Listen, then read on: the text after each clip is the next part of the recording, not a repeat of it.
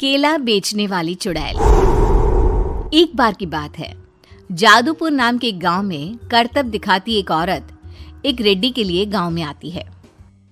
आइए आइए मेहरबान कदरदान, खाइए रोहड़ा के ताजे ताजे केले। कभी खाए नहीं होंगे ऐसे केले, पीले पीले केले खाइए।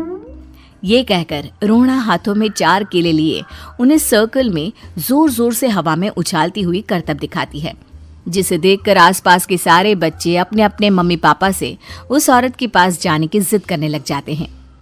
पापा, ऐसा तो सर्कस में बॉल से होता है ना, ये आंटी तो केले से कर रही है। चलिए ना पापा, देखते हैं। रोहड़ा एक पतली सी तार पर चलती हुई केलों से करतब दिखाती है। आते जाते सभी लोग बाहर रुककर उसके करतब देखते हैं और वाह वाही करते नहीं थकते। जैसे ही एक आदमी पास आकर उसे पैसे देने लग जाता है, तब वो कहती है, अरे नहीं नहीं साहब, मैं करतब तो बच्चों के मन को बहलाने के लिए करती हूँ। धंधा तो मेरा केले का है। पीछे देखो मेरी रिड्डी, जो भी मेरे केले खाएगा मेरी तरह चुस्त दुरुस्त और तंदुरुस्त हो जाएगा। पता चलता है क्या कि मेरी उम्र 55 की है। अरे पर ऐसे ठंड के मौसम में कोई केला क्यों खाएगा? ये ऐसे वैसे केले नहीं है साहब, ये शरीर में गर्मी देते हैं। ठंड को दूर भगाए जो भी रोहिणा के केले खाए। पापा, अगर मुझे केले नहीं मिले तो मैं घर नहीं जाऊंगी। तभी उसके पापा कहते हैं कि बेटा, केले ठंड में कभी गर्मी नहीं देते। ये सब कहने की बातें हैं, सामान बेचने का तरीका है इनका। पर पिंकी नहीं मानती।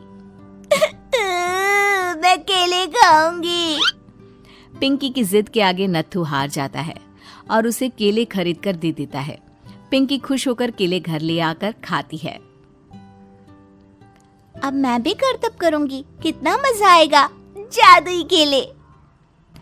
पिंकी पहला केला खत्म भी नहीं करती कि वो बेहोश हो जाती है। दूसरे केले से एक काला धुआं आता है और रोहड़ा चुड़ैल बनकर बाहर निकल आती है। मेरे भूतिया केले बच्चे न खाए, ऐसा हो ही नहीं सकता। जादूपुर वालों, कब तक बचोगे? आ गई हूं मैं रोहड़ा, जिसका कोई नहीं कर सकता सामना। रोहड़ा पिंकी को गोद में उठाकर काले धुएं में कहीं गायब हो जाती है। शाम के वक्त नत्थू घर लौटता है और पिंकी को घर में ना पाकर उसकी माँ से कहता है, माँ पिंकी कहाँ है? अरे बेटा, उसे तो तू सुबह करतब दिखाने ले गया था ना, फिर कहाँ वापस आए तुम दोनों? मुझे लगा तू उसे अपने साथ मंडी ले गया होगा। हे भगवान, मेरी बच्ची कहाँ गई? मैं उसे घर ही तो छोड़कर गया था माँ। नत्थू गांव के घर कोने में अपनी बेटी को ढूंढता है, पर उसे वो कहीं नहीं मिलती। परेशान होकर आखिर रो रो कर नत्थू हिम्मत हार कर घर लौट आता है। अगली सुबह रोहड़ा फिर से करतब दिखाने आती है और इस बार पिंकी की तरह रोनी केले खरीद लेता है। 50 रुपए दिए थे पापा ने, सारे पैसों की मैंने केले खरीद लिए हैं। अब मैं भी आंटी की तरह ही करतबबाज बन जाऊंगा। यही सोचते हुए रोनी केले खाता है और पहला अकेला केला आधा खत्म भी नहीं करता कि चुड़ैल उसके सामने आ जाती है। मेरे साथ चलने का समय आ गया है रोनी। ये तो बस शुरुआत है। अब इस गांव के सारे बच्चे धीरे धीरे मेरे कब्जे में होंगे, एक बच्चा भी नहीं बचेगा।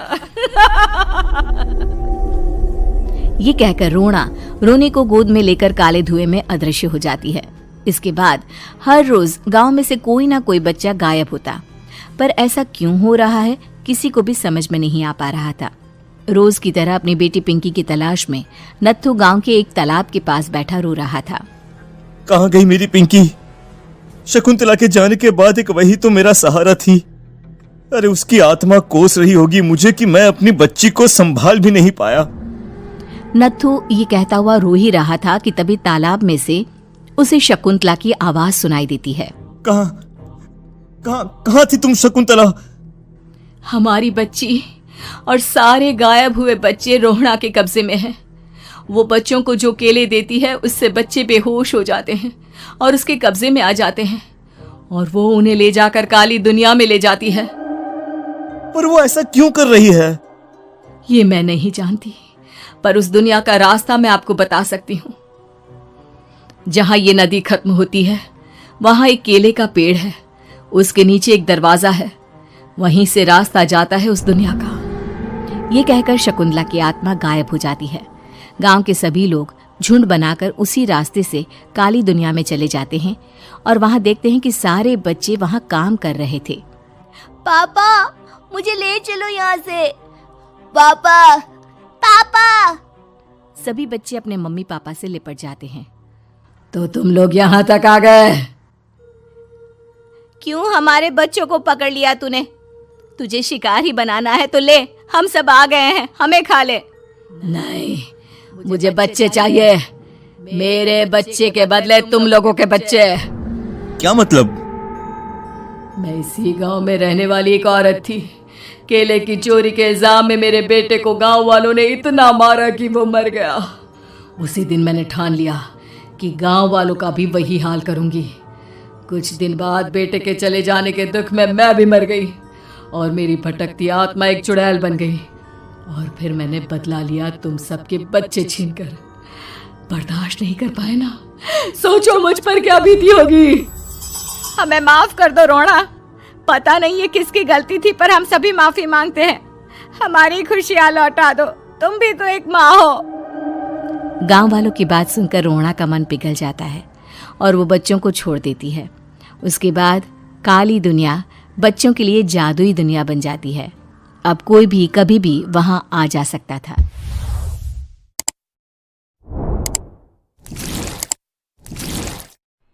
खट्टा खाने वाली चुड़ैल। रात को अचानक राधिका मौसी को किचन से कुछ गिरने की आवाज आई। उन्होंने बाहर निकल के देखा तो किचन में उन्हें कोई सफेद साड़ी में दिखा। वो चीख पड़ी, हे भगवान, आलतू जलाल तू आई बला को टाल तू, आलतू जलाल तू आई बला को टाल तू। राधिका मौसी को चीखते सुनकर श्रवण बाहर आता है भागते हुए। अरे माँ, क्या हुआ? क्या देख लिया? दादी माँ आ गई क्या सपने में? अरे बेटा, रसोड़े में देख तो कौन है? श्रवण रसोड़े में झांक कर देखता है और उसे कोई नहीं दिखता अंदर। अब रसोड़े में तो कोई नहीं है माँ। कोई सफेद साड़ी में नहीं है क्या? नहीं माँ, कोई भी नहीं है। चिल्लम चिल्ली की आवाज सुनकर काजल भी वहां आ जाती है। अब क्या हो गया माँ जी? अरे बेटा, रसोड़े में एक चुड़ैल थी सफेद साड़ी में। अरे क्या कर रही थी वो अंदर? अरे बताया नहीं, कल आएगी ना तो पूछ लूंगी। चुड़ैल जी, आपका क्या प्लान है? माँ जी, रात बहुत हो गई है, आपने कोई बुरा सपना देखा होगा, चलिए सो जाइए। राधिका मौसी सोने तो चली जाती है, पर उनको रात भर नींद ही नहीं आती। वो कुछ भी उलझुल बातें सोचने लगती है। कहीं चुड़ैल की वजह से तो घर में टेंशन नहीं हो रहा, कहीं उसी की वजह से तो वो दादी नहीं बन पा रही। सुबह जब राधिका मौसी रसोड़े में छानबीन करती है तो पाती है कि नींबू का अचार गायब है। चुड़ैल नींबू का अचार ले गई? मुझे तो ठीक नहीं लग रहा कुछ। चुड़ैल को भी पता है कि जिंदगी का असली मजा तो खट्टे में ही है। राधिका मौसी झट से श्रवण को फोन कर देती है। बेटा, मुझे समस्या समझ में आ गई है, हमें एक तांत्रिक की जरूरत है। अरे क्या बोल रही हो माँ, तांत्रिक की क्या जरूरत है? आप पूजा पाठ तो कर ही रही हो ना। आलतू जलालतू मंत्र सारे फालतू जैसे कुछ मंत्र पढ़ो, चली जाएगी अपने आप चुड़ैल। अरे नहीं बेटा, कभी चुड़ैल को कम नहीं समझते। अरे तुझे पता भी नहीं चलेगा कि कभी वो छल करके काजल की जगह घर की बहू खुद बन जाएगी। क्या माँ, कुछ भी बोल रही हो? कहाँ काजल और कहाँ चुड़ैल? वैसे एक बात बताओ, काजल को अगर गाने के लिए बोल देना तो चुड़ैल काजल की आवाज सुनकर घर तो क्या धरती लोग छोड़कर चली जाएगी। तुम ना पढ़े लिखे बच्चे हर चीज को मजाक समझते हो। तुम रहने दो, मैं खुद ही तांत्रिक को बुला लेती हूँ। अच्छा सुन, शाम को इमली लेके आना। क्या है कि चटनी खाए बहुत दिन हो गए है ना? नहीं माँ, इमली तांत्रिक से ही मंगवा लो ना, आटा वगैरह भी उसी से पिसवा लेना। देखो मुझे काम करना है। श्रवण रात को कई तरह की सब्जियों के साथ माँ के कहने पे चटनी के लिए इमली भी ले आया था, लेकिन राधिका मौसी के दिमाग में अलग ही फिल्म चल रही थी। उन्हें अब सिर्फ शक ही नहीं यकीन होने लगा था कि शायद चुड़ैल ने श्रवण पर अपना जाल बिछा दिया था, जिस वजह से श्रवण उनकी बात ही नहीं मान रहा था। पर कोई नहीं, आने वाली रात में राधिका मौसी खुद तैयार हो गई चुड़ैल को पकड़ने के लिए। रुद्राक्ष की माला, तुलसी का पत्ता, हनुमान चालीसा सब हाथ के पास ही था, बस चुड़ैल का इंतजार था। और जैसा राधिका मौसी ने सोचा था वैसा ही हुआ। वो चुड़ैल उस रात भी आई, पर वो राधिका मौसी से तेज निकली और राधिका मौसी के उससे पकड़ने के पहले ही वो भाग खड़ी हुई। जरूर बहू पे साया है उस चुड़ैल का, तभी तो श्रवण के कमरे में गई है। और अगली सुबह राधिका मौसी पिछली रात हुए हमले में किन चीजों का नुकसान हुआ उसका हिसाब लगा रही थी। उनके खेमे से एक आम के अचार की शीशी भी गायब हो चुकी थी, और वो इमली भी जो कल श्रवण लेकर आया था। राधिका मौसी इस बारे में सोच ही रही थी कि श्रवण जल्दी से रसोड़े में आकर दवाइयों की पोटली ढूंढने लगता है। अरे बेटा क्या हो गया? अब माँ, वो काजल की तबीयत खराब है, बहुत घबराहट हो रही है उसे। हे भगवान, मैंने पहले ही कहा था कि तांत्रिक को बुला लेते हैं, पर नहीं, अब देखो उस चुड़ैल ने काजल को अपने वश में करना शुरू भी कर दिया है। हालांकि श्रवण भूतों में विश्वास नहीं करता था, पर अब वो भी डर जाता है और राजी हो जाता है एक तांत्रिक को बुलाने के लिए। कुछ ही घंटों में तांत्रिक आ जाते हैं और राधिका मौसी तांत्रिक जी को सब बता देती है। घोर संकट, घनघोर संकट, चुड़ैल को मारू जोर चाकट, ओम भट स्वाहा खटखा के आहा। अरे ये क्या मंत्र है? मेरे खुद के ओरिजिनल मंत्र है, कल रात को ही लिखे हैं, अच्छे लगे तो दाद चाहूंगा। एक और मंत्र सुनो। अर्ज किया है आब्राकडाब्रा, दिल्ली बम्बई आगरा, चंदा मामा सोरले सुरन मामू जारा। ये मंत्र है? अरे कोई चालीसा वालीसा पढ़ो ना। वक्त कम है, 40 नहीं पड़ेंगे, 20-25 में काम चलाना पड़ेगा। अलग निरंजन जाके लंदन, मुफ्त का मंजान घिस मेरे नंदन। अरे जल्दी करो तांत्रिक जी, जल्दी करो। तांत्रिक अपने उल झलूल मंत्र पढ़ने लगता है। श्रवण को तांत्रिक पे शक होता है।